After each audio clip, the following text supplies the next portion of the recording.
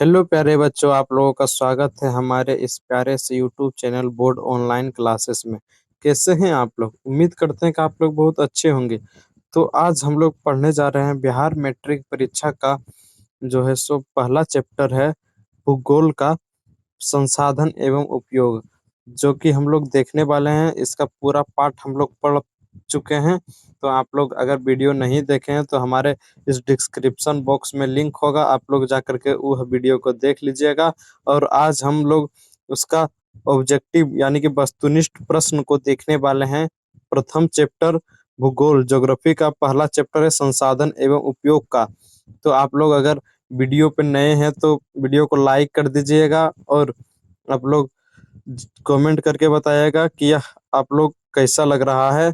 तो और हम लोग आगे बढ़ते हैं और देखते हैं पहला चैप्टर क्या है। अगर हमारे इस नए हैं YouTube channel board online classes पे, तो आप लोग जा करके हमारे यूट्यूब चैनल को सब्सक्राइब कर दीजिएगा और जल्दी से उसको पुरा दीजिए। 100 सब्सक्राइबर होने पर हम लाइव आने वाले हैं प्यारे बच्चों। लाइव लाइव क्लास चलेगी आपको, लाइव क्लास चलेगी आपको 100 सब्सक्राइबर होने के बाद। तो चलिए आप लोग बने रहें वीडियो पे और हम लोग क्लास को स्टार्ट करते हैं। चलिए पहला क्वेश्चन देख लेते हैं। पहला क्वेश्चन क्या है? तो पहला क्वेश्चन है, किसने कहा संसाधन होते नहीं बनते हैं? किसने कहा था कि संसाधन होते नहीं बनते हैं? तो ऑप्शन देखते हैं हम लोग। जिमरमैन ने, ए है जिमरमैन, बी महात्मा गांधी, सी संदीप पांडे, डी इनमें से कोई नहीं। तो इसका राइट आंसर क्या हो जाएगा जी? तो इसका राइट आंसर हो जाएगा जिमरमैन। जिमरमैन ए इसका राइट आंसर हो जाएगा। ए इसका राइट आंसर हो जाएगा। किसने कहा था कि संसाधन होते नहीं संसाधन बनते हैं? तो ए नंबर हो जाएगा हमारे जिमरमैन ने। जिमरमैन ही ने कहा था कि संसाधन होते नहीं संसाधन बनते हैं। तो ये आंसर राइट आंसर सही हो जाएगा जी इसका। चलिए अगला क्वेश्चन देख लेते हैं हम लोग। 2 नंबर क्वेश्चन देख लेते हैं। 2 नंबर क्वेश्चन क्या कह रहा है जी? 2 नंबर क्वेश्चन का आप लोग जवाब कमेंट बॉक्स में दीजिएगा जी। 2 नंबर क्वेश्चन क्या कह रहा है? 2 नंबर क्वेश्चन कह रहा है कि निम्नलिखित में कौन सा संसाधन प्राकृतिक संसाधन है? यानी कि निम्नलिखित में कौन सा संसाधन प्राकृतिक संसाधन है? कौन सा संसाधन? भूमि, पवन, मानव की योग्यता, इनमें से कोई नहीं। तो ऐसा कौन सा संसाधन है जो प्राकृतिक संसाधन हो जाएगा जी? तो भूमि। ये जो इससे भूमि पृथ्वी यानी कि निचला भाग पृथ्वी का भूमि, भूमि ही हो जाएगा हमारा। ए इसका राइट आंसर हो जाएगा जी। संसाधन का प्राकृतिक संसाधन है भूमि। चलिए जी तीसरा नंबर क्वेश्चन देख लेते हैं। तीसरा नंबर क्वेश्चन है, ज्वारीय एवं तरंग ऊर्जा उत्पादन हेतु के भारत क्या है जी? ज्वारीय एवं तरंग ऊर्जा उत्पादन में भारत की परिस्थितियां कहाँ पाई जाती है? 3 नंबर क्या क्वेश्चन क्या है जी? कि ज्वारीय एवं तरंग ऊर्जा उत्पादन हेतु भारत के अधिक अनुकूल परिस्थितियां कहाँ पाई जाती है? यानी कि भारत में ऊर्जा उत्पादन के अनुकूल परिस्थितियां कहाँ पाई जाती है? कहाँ पाई जाती है जी? तो देख लेते हैं। ए नंबर मंगनार की खाड़ी में, बी नंबर खम्भात की खाड़ी में, सी नंबर गंगा नदी में, डी नंबर कोसी नदी में। तो इसका राइट आंसर क्या हो जाएगा जी? 3 नंबर का राइट आंसर क्या हो जाएगा? तो 3 नंबर का राइट आंसर हो जाएगा बी।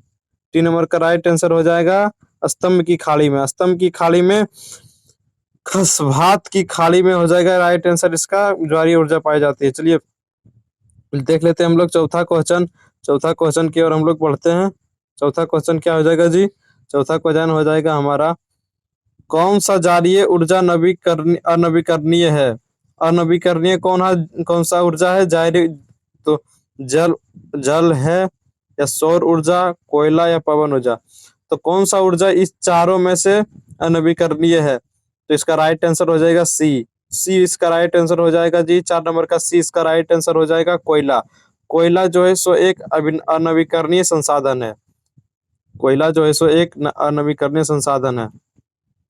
चलिए 5 नंबर का राइट आंसर आप लोग दीजिए। ज्वारीय ऊर्जा किस प्रकार का संसाधन है? ज्वारीय ऊर्जा किस प्रकार का संसाधन है जी? तो ज्वारीय ऊर्जा हो जाएगा हमारा किस प्रकार का संसाधन है? नवीकरणीय संसाधन, अजैव संसाधन, मानव कृत संसाधन, या जैव संसाधन। चलिए इसका जो 105 नंबर का राइट आंसर आप लोग बताइएगा जी। तो इसका हो जाएगा हमारा प्यारे बच्चों ए नंबर नवीकरणीय संसाधन हो जाएगा। ज्वारीय ऊर्जा हमारा जो है सो नवीकरणीय संसाधन है। नवीकरणीय संसाधन है हमारा ज्वारीय ऊर्जा। चलिए 6 नंबर का आंसर आप लोग बताइएगा जी। कौन सा ऊर्जा स्रोत नवीकरणीय है? कौन सा ऊर्जा स्रोत नवीकरणीय है? तो पहला आंसर, पहला ऑप्शन हो जाएगा जी प्राकृतिक गैस, बी नंबर जल हो जाएगा, सी नंबर कोयला हो जाएगा, डी नंबर पेट्रोलियम हो जाएगा। तो क्या है इसका सही आंसर जी? कौन सा ऊर्जा अनवीकरणीय ऊर्जा है? तो इसका सही राइट आंसर हो जाएगा बी। बी नंबर सही हो जाएगा 6 का। जल जो है सो कौन सा नवीकरणीय स्रोत है? जल जो है सो नवीकरणीय संसाधन है। चलिए जी देख लेते हैं हम लोग 7 नंबर क्वेश्चन क्या कह रहा है जी। तो इनमें इनमें किस प्राकृतिक संसाधन का भंडारण सीमित है? इनमें किनका प्राकृतिक भंडारण सीमित है? ए नंबर खनिज तेल का, बी नंबर सौर ऊर्जा, सी नंबर हवा, डी नंबर पानी। तो इसमें बताइए आप लोग कि किसका सीमित है प्राकृतिक संसाधन भंडारण? तो खनिज तेल का। इसका राइट आंसर ये हो जाएगा, 7 नंबर का राइट आंसर ये हो जाएगा जी, खनिज तेल का जो है सो संसाधन सीमित भंडारित है। चलिए जी हम लोग देख लेते हैं 8 नंबर क्वेश्चन। 8 नंबर क्वेश्चन क्या कह रहा है? तो 8 नंबर क्वेश्चन कह रहा है भारत में विद्युत की सबसे खपत किसमें होती है? भारत में विद्युत की सबसे ज्यादा खपत किसमें होती है? यानी कि पूरे देश में विद्युत यानी कि लाइन इलेक्ट्रिसिटी का खपत किसमें होती है? कौन सी? देख लेते हैं ऑप्शन जी। घरेलू कामों में, व्यापारिक कामों में, उद्योगों में, कृषि कामों में। तो इन चारों में से किन में सबसे अधिक विद्युत खपत होती है? तो इसका राइट आंसर हो जाएगा हमारा 8 का सी नंबर राइट आंसर हो जाएगा जी, उद्योग में। उद्योग में हमारा सबसे अधिक विद्युत खपत होती है, सबसे अधिक विद्युत खपत होती है हमारा उद्योग में। तो 8 नंबर का राइट आंसर हो जाएगा सी जी। 8 नंबर का राइट आंसर हो जाएगा सी। 9 नंबर का क्या कह रहा है जी? 9 नंबर क्या कह रहा है? 9 नंबर कह रहा यही 9 नंबर कह रहा है हमारा कि समुद्री क्षेत्र में राजनीतिक सीमा के कितने किलोमीटर तक क्षेत्र तक राष्ट्रीय संपदा निहित है? समुद्री क्षेत्र में राजनीतिक सीमा में के कितने किलोमीटर क्षेत्र तक राष्ट्रीय संपदा सीमित है? यानी कि इसका राष्ट्रीय सीमा, तो इसका आंसर क्या हो जाएगा? ए 10.2 किलोमीटर, बी 15.5 किलोमीटर, सी 12.2 किलोमीटर, डी 19.2 किलोमीटर। तो इसका राइट आंसर क्या हो जाएगा डी? तो इसका राइट आंसर हो जाएगा डी। इसका राइट आंसर हो जाएगा क्या जी? 19.2 किलोमीटर हो जाएगा। इसका राइट आंसर हो जाएगा, इसका राइट आंसर हो जाएगा 19.9 नंबर का डी नंबर आंसर सही हो जाएगा जी। चलिए हम लोग आगे बढ़ते हैं। आगे क्या है? आगे क्या कह रहा है कि तट रेखा से कितने किलोमीटर क्षेत्र सीमा अपवर्जक आर्थिक क्षेत्र कहलाती है? तट रेखा से कितनी क्षेत्र सीमा अपवर्जक आर्थिक क्षेत्र कहलाती है? कौन सा हो जाएगा जी इसका राइट आंसर? तो a number 100 kilometre, b number 200 kilometre, 3 number 150 kilometre, d number 250 kilometre. तो इसका राइट आंसर क्या हो जाएगा? तो जी इसका राइट आंसर हो जाएगा b. B is A right answer. B is A right answer 10वां नंबर क्वेश्चन का कि इसका 200 किलोमीटर सीमा अपवर्जक आर्थिक क्षेत्र कहलाता है, 200 किलोमीटर। तो चलिए जी आगे की ओर बढ़ते हैं हम लोग। आगे क्या कह रहा है? आगे का क्वेश्चन यही कह रहा है, आगे का क्वेश्चन यही कह रहा है, आगे का क्वेश्चन यही कह रहा है कि हमारे पास पेट भरने के लिए बहुत कुछ है लेकिन पेटी भरने के लिए नहीं। यह किनका कथन है? हमारे पास पेट भरने के लिए बहुत कुछ है लेकिन पेटी भरने के लिए नहीं, यह किसका कथन है? तो ए नेहरू जी, बी मेघा पाटेकर, सी गांधी जी का, डी सुंदरलाल बहुगुणा का। तो यह किसका हो जाएगा जी? तो यह हमारा महात्मा गांधी जी ने यह बात कहे थे कि हमारे पास पेट भरने के लिए तो है लेकिन पेटी भरने के लिए नहीं। चलिए जी आगे वाला क्वेश्चन देख लेते हैं। 12 नंबर 12 नंबर क्वेश्चन क्या कह रहा है? 12 नंबर क्वेश्चन क्या कह रहा है? संसाधनों के संरक्षण हेतु सर्वप्रथम किसने वकालत की थी? संसाधनों को बचाने के लिए, संरक्षण करने के लिए किसने वकालत की थी? तो ए नेहरू जी ने, बी क्लब ऑफ रोम ने, सी संयुक्त राष्ट्र ने, डी जापान ने। तो आप लोगों को कमेंट में बताइएगा कि संसाधन के संरक्षण हेतु सर्वप्रथम किसने वकालती की थी। तो आप लोग कमेंट बॉक्स में इसका 12 नंबर का जवाब दीजिएगा। तो इसका राइट आंसर हो जाएगा b number. Right answer B number हो जाएगा, club of Rome. Club of Rome ji ने सर्वप्रथम वकालती की थी संसाधन के लिए। तो चलिए आगे की क्वेश्चन देख लेते हैं हम लोग। आगे क्या है? आगे क्या है कि प्राकृतिक प्राकृतिक संसाधनों के संरक्षण हेतु अफ्रीकी कन्वेंशन किस वर्ष हुआ था? यानी कि प्राकृतिक संसाधनों संरक्षण हेतु अफ्रीकी कन्वेंशन कब हुआ था? तो ए नंबर है 1960 ईस्वी, बी नंबर है 1968 ईस्वी, सी नंबर है 1972 ईस्वी, डी नंबर है 1980 ईस्वी। तो इसका सही आंसर 13 नंबर का आप लोग राइट आंसर बताइएगा जी। तो इसका सही आंसर हो जाएगा बी नंबर 1968 ईस्वी। 1968 ईस्वी में प्राकृतिक संसाधनों के संरक्षण हेतु अफ्रीकी कन्वेंशन वर्ष पारित किया गया था। तो 13 नंबर का राइट आंसर बी हो जाएगा। राइट आंसर बी हो जाएगा। चलिए जी हम लोग आगे बढ़ते हैं, आगे की ओर देखते हैं। अगला क्वेश्चन देख लेते हैं हम लोग। क्या दिया गया है? इसमें दिया गया है कि विश्व पर्यावरण दिवस कब मनाया जाता है? विश्व पर्यावरण दिवस कब मनाया जाता है? तो ऑप्शन देखते हैं 2 जून, 5 जून, 4 जून, 7 जून। तो इसका राइट आंसर तो आप लोगों को पता ही होगा जी कि 5 जून को हम लोग विश्व पर्यावरण दिवस मनाते हैं। 5 जून को हम लोग विश्व पर्यावरण दिवस मनाते हैं। तो चलिए जी अगला क्वेश्चन हम लोग देख लेते हैं। अगला क्वेश्चन हम लोग देख लेते हैं 15 नंबर। 15 नंबर क्वेश्चन क्या कहा जा रहा है जी? 15 नंबर क्वेश्चन यह कहा जा रहा है कि प्रथम पृथ्वी सम्मेलन 1992 में किस देश में आयोजित किया गया था? प्रथम विश्व सम्मेलन 1992 में किस देश में आयोजित किया गया था? तो प्रथम ए ब्राजील में, बी भारत में, सी जापान में, डी दक्षिण अफ्रीका में। तो इसका राइट आंसर क्या हो जाएगा जी? 15 नंबर का राइट आंसर आप लोग बताइएगा। तो पहला का ए हो जाएगा ब्राजील।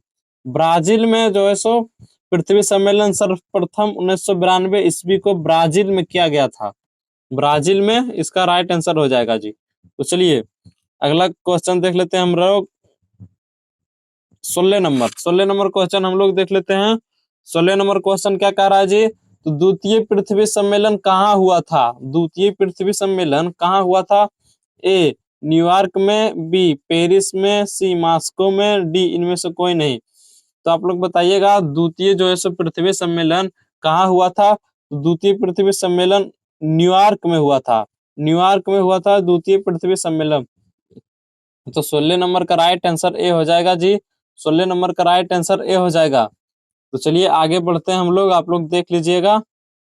चलिए ये क्या है 17 नंबर कि क्योटो सम्मेलन किस देश में आयोजित की गई थी? क्योटो सम्मेलन किस देश में आयोजित की गई थी? तो A France, B Myanmar, C Japan, D Indonesia. तो आप लोग बताइएगा क्योटो सम्मेलन किस देश में आयोजित की गई थी?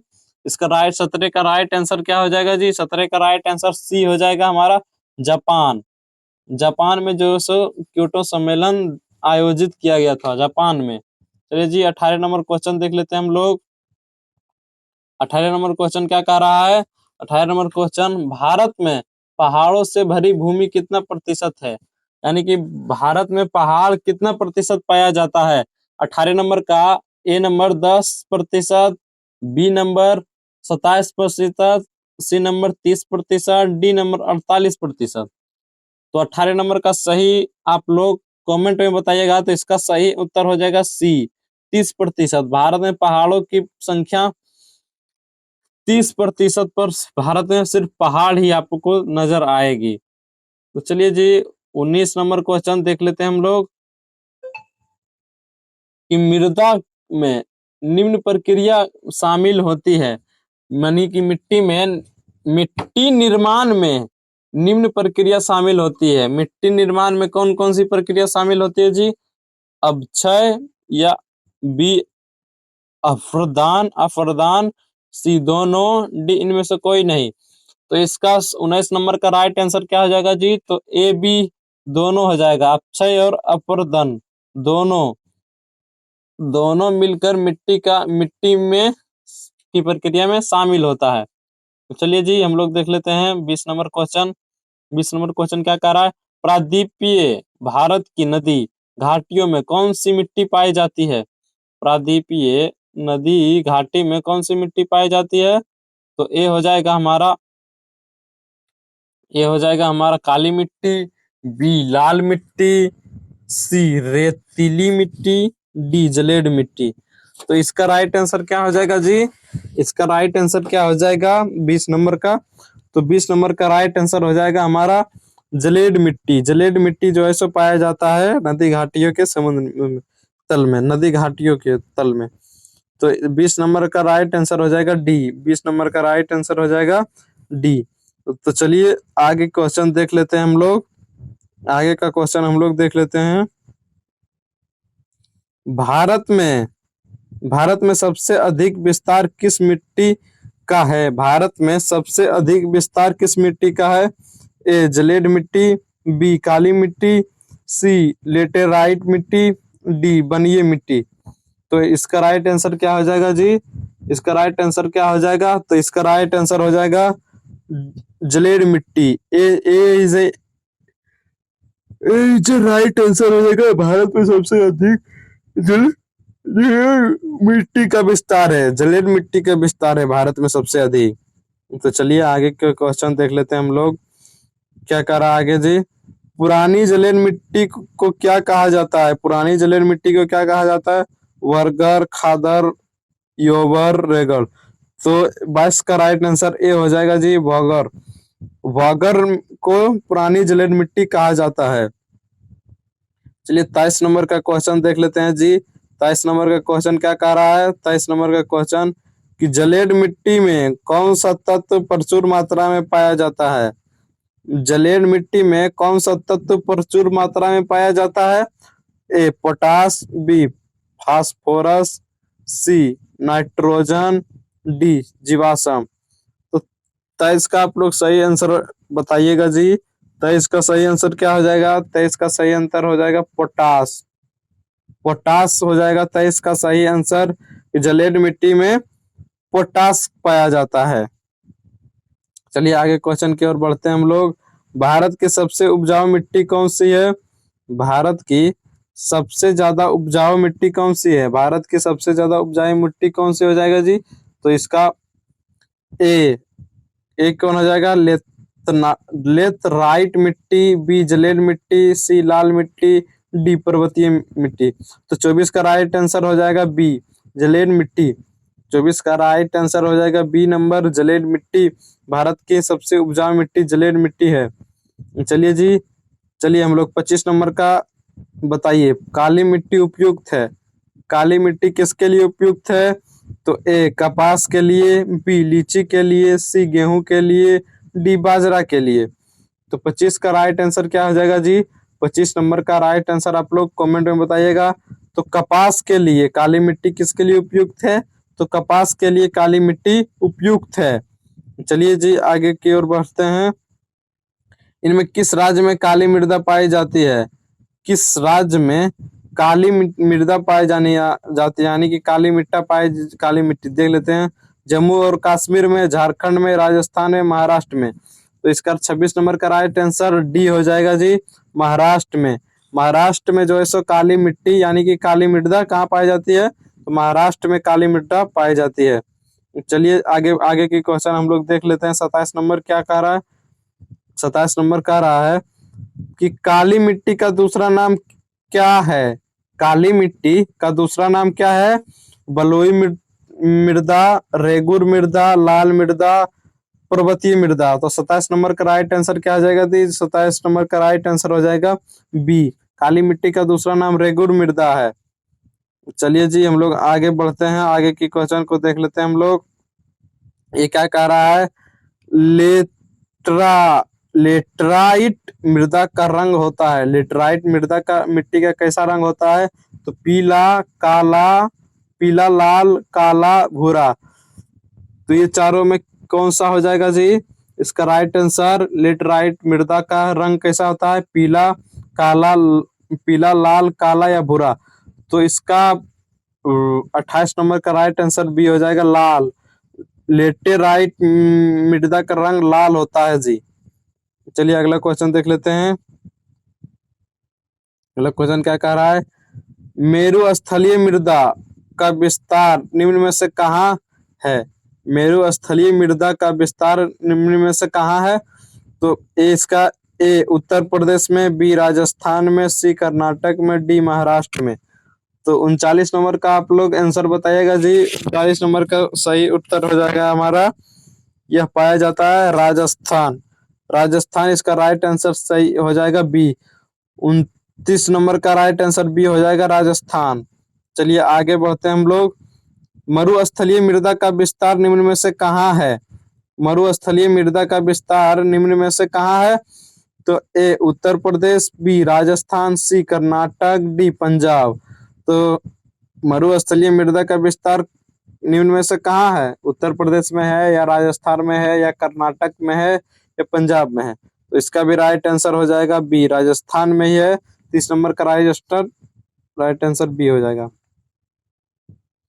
भारत में, सॉरी, अरे यार, भारत में चारागाह के अंतर्गत कितनी भूमि आती है?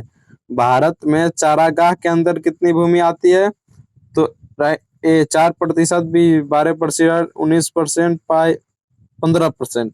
तो 31 नंबर का राइट आंसर हो जाएगा ए, 4%।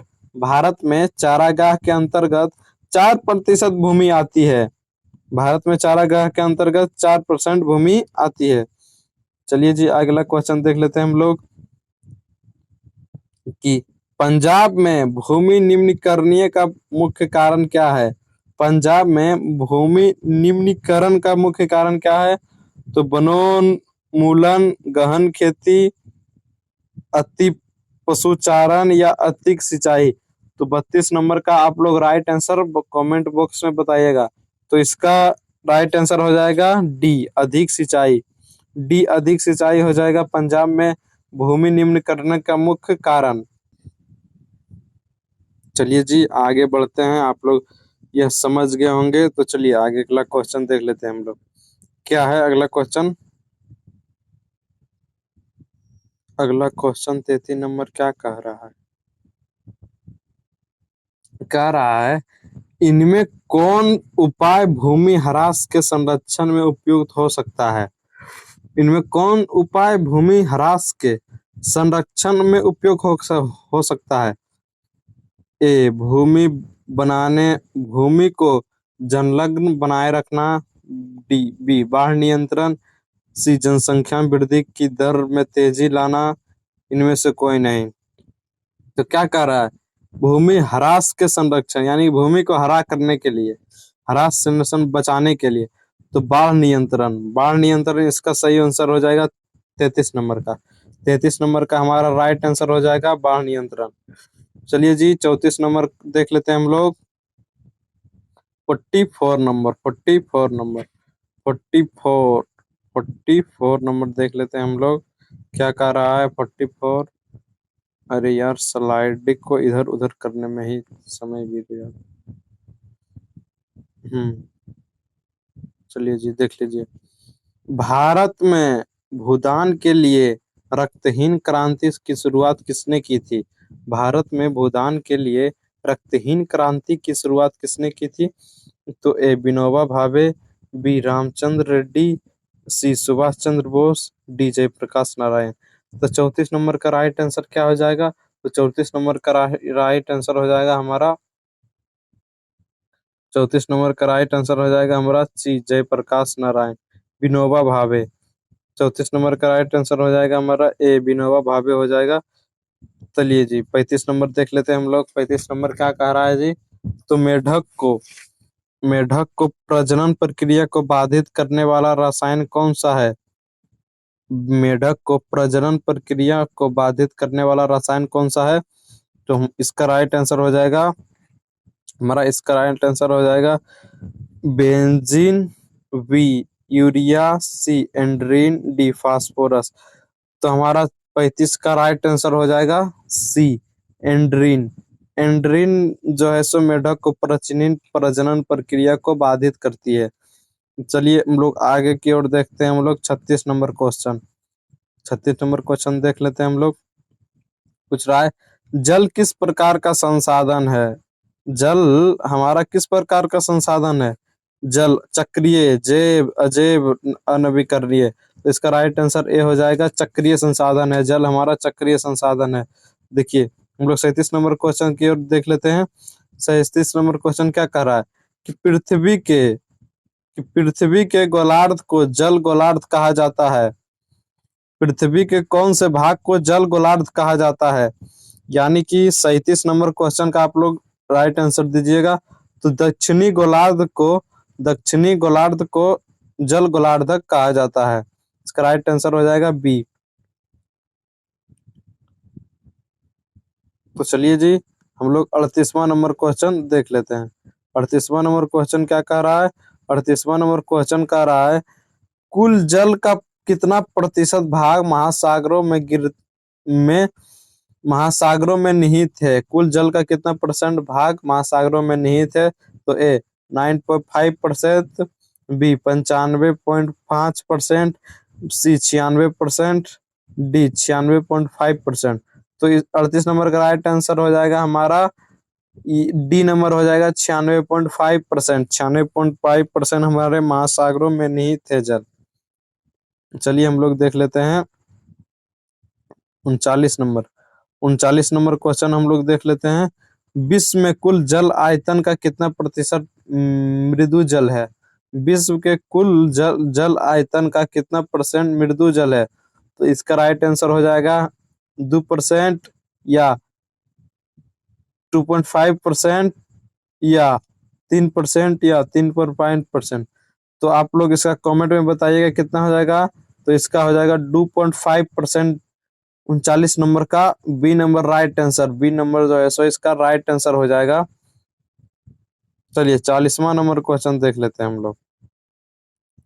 40वां नंबर क्वेश्चन क्या कह रहा है जी?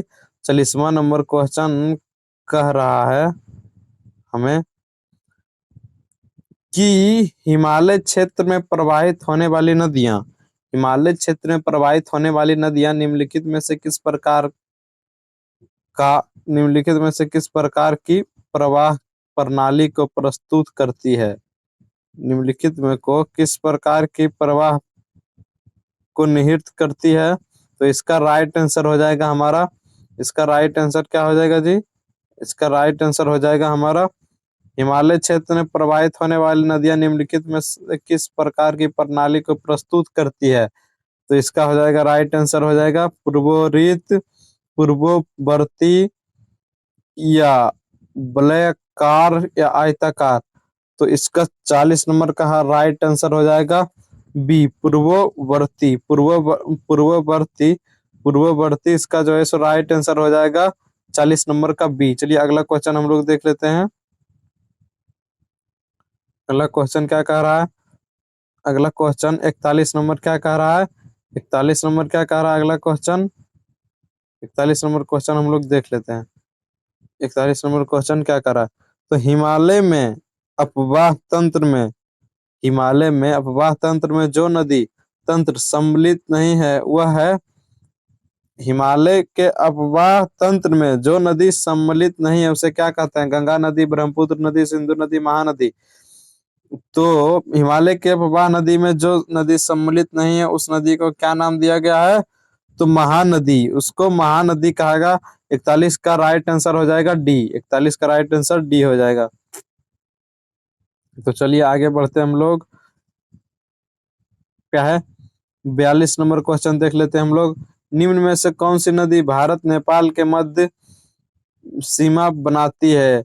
निम्न में से कौन सी नदी भारत नेपाल के मध्य सीमा बनाती है? ए काली नदी, बी गंडक नदी, सी कोसी नदी, डी तीस्ता नदी। तो इसका 42 नंबर का राइट आंसर हो जाएगा ए काली। काली जो है सो काली भारत ने मध्य सीमा को बनाती है।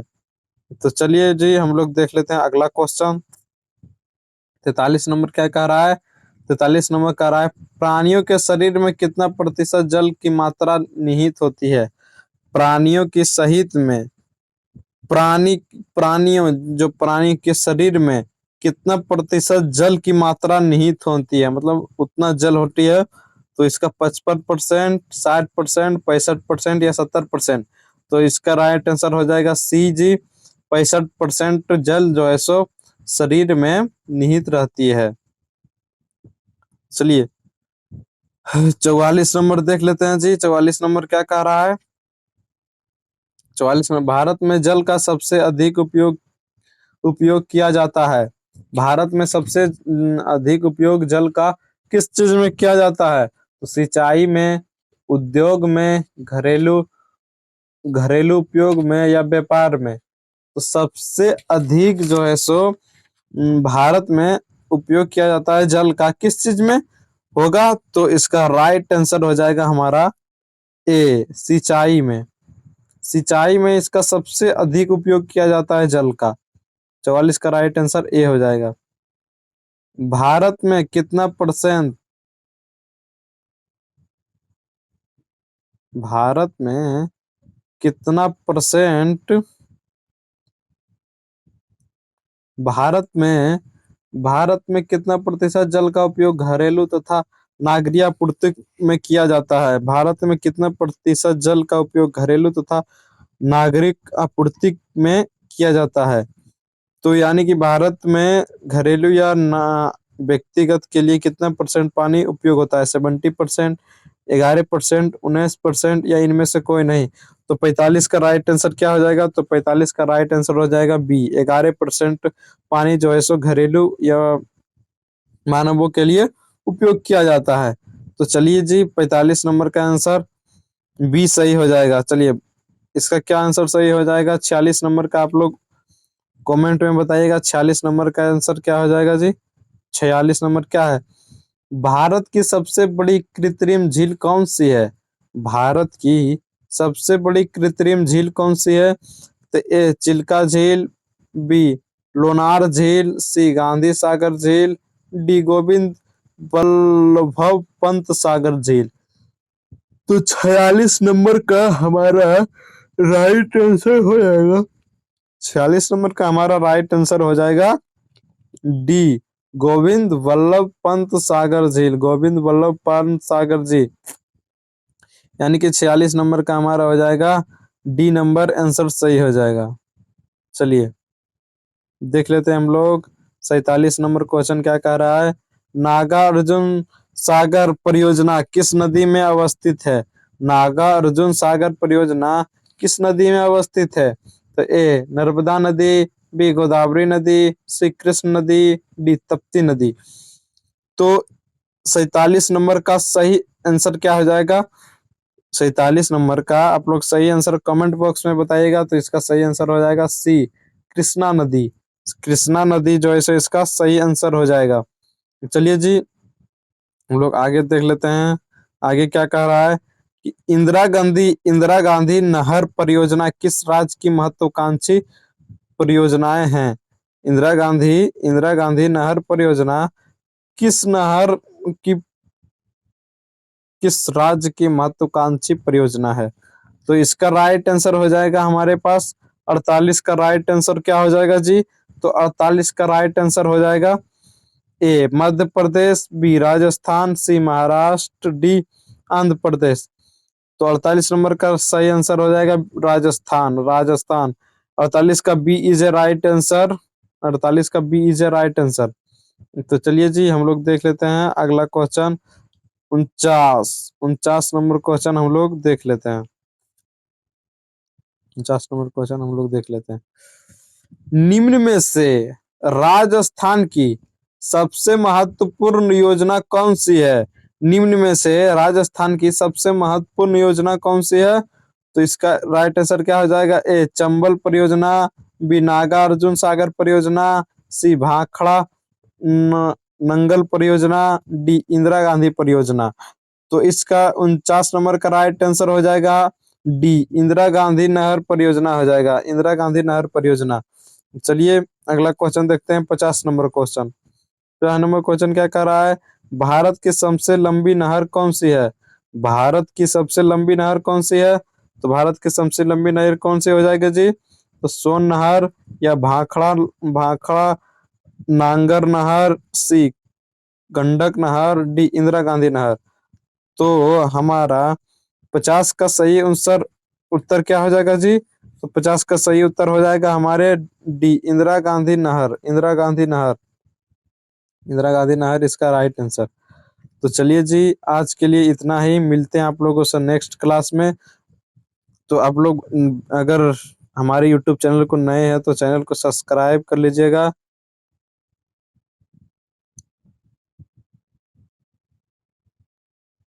चैनल को सब्सक्राइब कर लीजिएगा और वीडियो को कमेंट करके बताइएगा, कमेंट कर दीजिएगा और वीडियो को लाइक कर दीजिएगा। आप लाइक कर दीजिएगा वीडियो को और चैनल को सब्सक्राइब कर दीजिएगा। तो चलिए आप लोगों से मिलते हैं नेक्स्ट वीडियो में। तो आप लोगों का यह क्लास कैसा लगा कमेंट में जरूर बताइएगा। तो चलिए आप लोगों से जल्द ही मिलते हैं नेक्स्ट वीडियो में इसका सब्जेक्टिव लेकर। Thanks for watching.